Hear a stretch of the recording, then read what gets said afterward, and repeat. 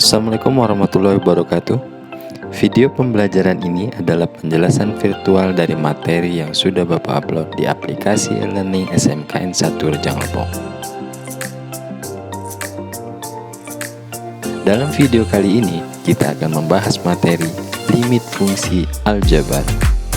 Silakan siswa pelajari dan amati video pembelajaran ini dengan serius ya.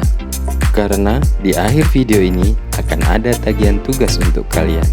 Silakan upload foto hasil pekerjaan kalian pada tautan atau link Google Form yang akan Bapak kirim ke grup WhatsApp kelas masing-masing.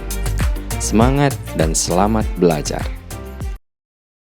Baiklah, dalam pertemuan kali ini, pada video pembelajaran kali ini kita akan mempelajari tentang perkalian sekawan. Perkalian sekawan ini adalah salah satu metode yang digunakan untuk menyelesaikan soal-soal limit yang mengandung bentuk akar. Jadi di dalam soal limitnya itu ada bentuk akarnya, dan digunakan untuk menyelesaikan soal limit tak tentu yang kemarin kita sudah hitung. Jika kita substitusikan X-nya ke dalam fungsi itu, hasilnya adalah 0/0 gitu. Nah, ketika hasilnya 0/0, kita memerlukan langkah lain. Jadi salah satu metodenya adalah dengan perkalian sekawan. Nah, sebelum kita mempelajari bagaimana penyelesaian soal dengan perkalian sekawan, kita pahami dulu konsep sekawan itu sendiri. Nah, konsep sekawan ini misalkan kita umpamakan dengan angka 1/2 ya. 1/2 ini jika kita kalikan 1, maka hasilnya tetap 1/2 atau setengah ya. Nah, 1/2 ini jika kita kalikan dengan angka-angka atau bentuk lain dari angka 1 ya. Bentuk lain dari angka 1, misalkan dalam konteks ini kita ambil dengan pembilang dan penyebutnya 1 dan 2. 1 itu akan sama dengan 1/1. 1 juga sama dengan 2/2. Itu hasilnya ini sama. Atau bahkan 1 itu bisa 1 miliar dibagi 1 miliar. Maka hasilnya akan tetap 1 juga gitu ya. Jadi ketika angka 1/2 ini kita kalikan 1/1, maka hasilnya akan tetap sama 1/2. Kemudian angka 1/2 ini kita kalikan lagi dengan 2/2, maka hasilnya akan tetap 1/2. Jadi simpulannya angka-angka 1/1, 2/2 ini kita dengan bahasa mudahnya adalah kawan-kawannya 1. Kawan-kawannya angka 1. Jadi bentuk lain dari angka 1, bentuk lain dari angka 1 tapi mempunyai nilai yang sama dengan 1. Nah, jadi inilah dasarnya. Angka-angka ini adalah dasar dari perkalian yang namanya sekawan. Jadi konsep perkalian sekawan itu memanfaatkan angka bentuk lain dari angka 1 ini.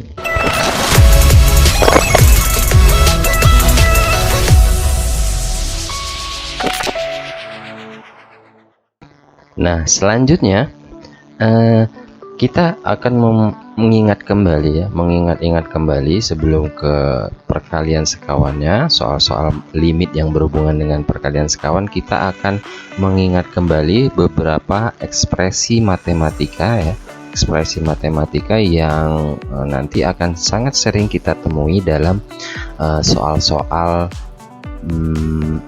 limit yang menggunakan metode perkalian sekawan. Jadi ada akar A gitu ya. Jika dikalikan dengan akar A, maka hasilnya adalah bilangan yang di dalam akar itu sendiri atau A ya. Jadi akan tetap A.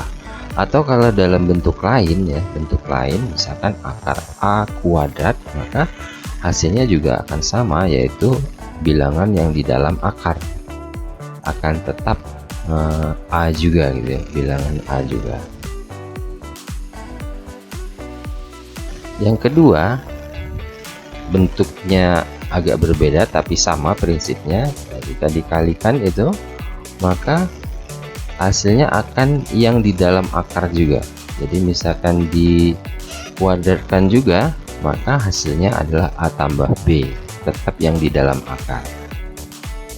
Nah, contoh ya, kita buat contoh yang pertama, misalkan akar 4 dikali akar 4, maka hasilnya adalah kalau kita pecahkan gitu ya, kita pecahkan akar 4 itu 2 dikali 2, hasilnya adalah 4. Atau misalkan akar 4 ini kita kuadratkan gitu, kita kuadratkan, maka hasilnya kalau kita uraikan ya dengan cara yang panjang ya, tapi nanti tidak perlu dengan cara yang panjang, ini pembuktiannya saja. 4 itu kalau kita buka akarnya jadi 4 pangkat setengah gitu ya. Nah, kita kuadratkan gitu ya. Kalau 4 ini kita kuadratkan lagi bisa 2/2. Nah, pangkatnya ini hasilnya adalah 1, 2 kali setengah 1. Jadi 2 pangkat 1 kuadrat. 2 kuadrat hasilnya 4 juga gitu. Jadi ingat, kalau akar dikuadratkan, hasilnya adalah angka atau bilangan yang di dalam akar itu sendiri. Nah, selanjutnya misalkan contoh yang ekspresi 2. Yang ekspresi 2 itu misalkan 2x plus 1 dikali akar 2x plus 1 gitu ya. Maka ini hasilnya, ingat, cukup ambil bilangan yang di dalam akarnya saja, 2x plus 1. Atau kalau dalam bentuk lain dikuadratkan gitu ya, maka hasilnya ya di dalam bilangan yang di dalam akar itu sendiri. Nah, selanjutnya yang kedua ya, yang kedua ada bentuk A kuadrat min B kuadrat, maka itu ada namanya bentuk faktor ya. Ingat, bentuk faktor ini, maka hasilnya ini adalah ini berlaku kebalikan.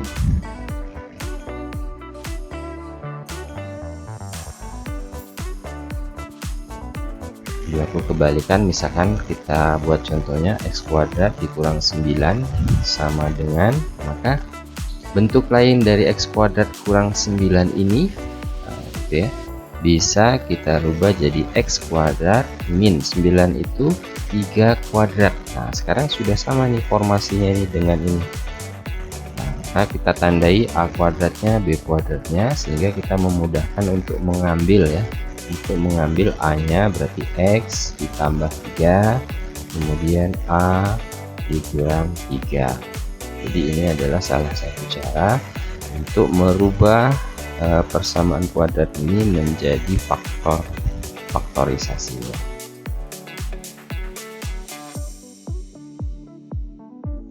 Kemudian contoh yang kedua, misalkan akar x ya ditambah 5 dikalikan lagi dengan akar x kemudian dikurang 5. Ingat, jadi berarti ini adalah sama juga, kita tandai dulu mana A kemudian B nya, kemudian baru kita A kuadrat min B kuadrat.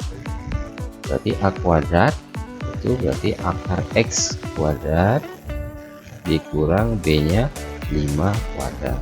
Ingat, jadi jika akar dikuadratkan maka hasilnya adalah yang di dalam akar itu ya. Ingat ya, tadi ekspresi pertama tadi hasilnya yang di dalam, maka hasilnya adalah x kurang 5 kuadrat 25. Itu adalah x min 25 itu adalah bentuk yang sederhana dari perkalian nomor 2 itu ya. Hasil yang sederhana atau bentuk lain yang sederhana dari perkalian yang nomor 2. Selanjutnya contoh 3, misalkan 4 dikurang akar x plus 1 plus 3 dikali 4 ditambah akar x plus 3 ya. Maka ingat, kita tandai dulu mana A, kemudian jangan bingung itu satu paket itu B gitu ya. A kemudian satu paket yang ada akarnya itu B. Nah, jadi A kuadrat, B kuadrat. Tinggal kita masukkan A nya berarti 4 kuadrat gitu. 4 kuadrat, kemudian akar X plus 3 kuadrat. Ingat lagi 4 kuadrat 16. Kemudian ini jika akar dikuadratkan maka hasilnya adalah yang di dalam ini, di dalam akar itu sendiri. Tapi ingat dibuat dulu dalam kurung agar tidak salah tanda operasinya. X plus 3 gitu ya. X plus 3. Kemudian baru kita buka kurungnya 16 gitu, kurang min 1 ya. Ingat min 1 kali X berarti min X, min 1 kali plus 3 berarti min 3. Jadi 16 dikurang 3 dikurang X berarti hasilnya adalah 13 kurang X. Nah, itu adalah bentuk lain dari perkalian ini.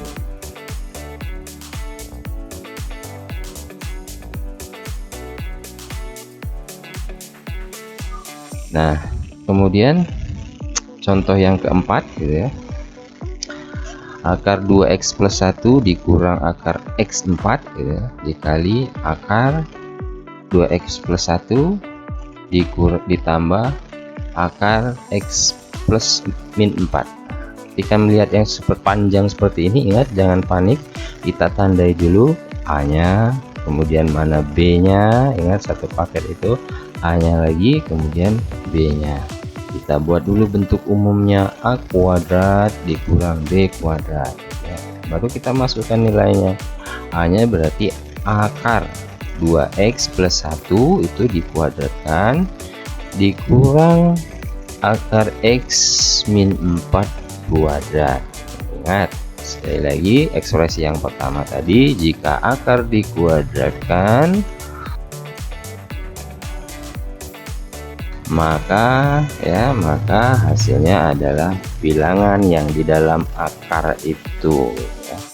Berarti ini 2x plus 1 dikurang ya. Ingat buka tutup kurung dulu, dikurang x min 4 ya. Baru kita buka kurungnya, 2x plus 1 min 1 kali X min 1 kali min 4 berarti plus 4. Kita gabungkan yang variabel dengan variabel, yang angka dengan angka ya. 2x kurang X berarti tinggal X, 1 tambah 4 berarti 5. Nah, jadi ini adalah bentuk yang paling sederhana dari perkalian yang ini. Jadi ingat, jangan panik ketika melihat soal yang panjang seperti ini, yang ada akarnya lagi. Nah, selanjutnya kadangkala kita membutuhkan yang namanya penyederhanaan bentuk ya. Untuk memenuhi kebutuhan dalam penyelesaian soal, kita memerlukan penyederhanaan bentuk. Misalkan yang pertama ini 2x kurang 4 itu akan sama ya hasilnya jika kita keluarkan 2-nya, kemudian kita buka kurung, 2 kali x berarti tinggal x, 2 kali ya, 2 min 2 hasilnya adalah 4 gitu ya. Jadi ini sama, bentuk yang kanan dengan kiri ini sama hasilnya. Yang kedua misalkan min x plus 1, jika minnya kita keluarkan berarti di dalam kurungnya tinggal x min kali min plus 1, x plus min 1 gitu ya. Itu yang ketiga, misalkan x kuadrat min 2x gitu ya. Nah, sekarang kita butuh x nya dikeluarkan. Nah, kita buka kurung, x kemudian dikurang 2. Jadi bentuk-bentuk ini nanti ada kalanya kita butuhkan untuk disederhanakan atau dirubah bentuknya sesuai dengan soalnya. Jadi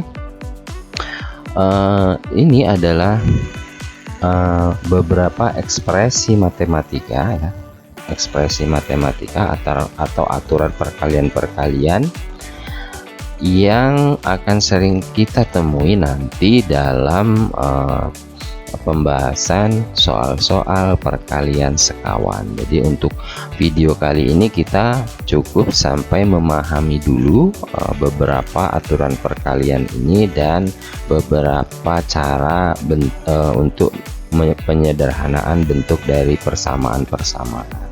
Oke siswa sekalian, sekarang silakan kerjakan soal latihan sesuai dengan petunjuk yang sudah Bapak tulis.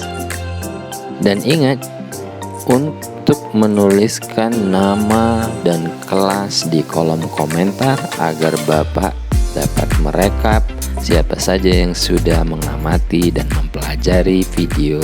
Terima kasih. Assalamualaikum warahmatullahi wabarakatuh.